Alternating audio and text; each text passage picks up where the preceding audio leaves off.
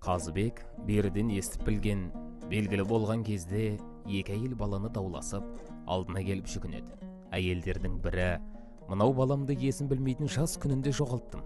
Соны мына әйел тауып алды ма, әлде ұрлап алды ма білмеймін.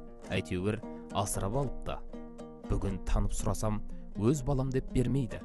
Екінші әйел тұрып: «Бала өзімдікі, өзім таптым. Мынау босқа жармасып тұр». Қазыбек екі әйелдің сөздерін тыңдап болып, біраз ойланып отырып қалады. Содан кейін: «Бірің балаңды жоғалтқаныңды, енді бірің тапқаныңды растап шығарлық, мұнда басқа куә жоқ. Сондықтан мұнда мынадай билік еткім келеді», дейді де баланың екі қолынан екі әйелге ұстатып қойып, қара балтаны жоғары көтеріп: «Екеуіңе қақ бөліп беремін, осыған ризасыңдар ма?» дейді.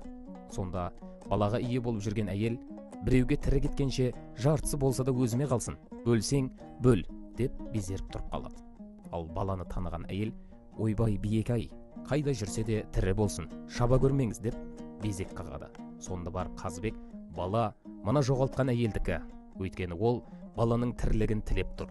Баласын өзіне бер», деп билік айтады.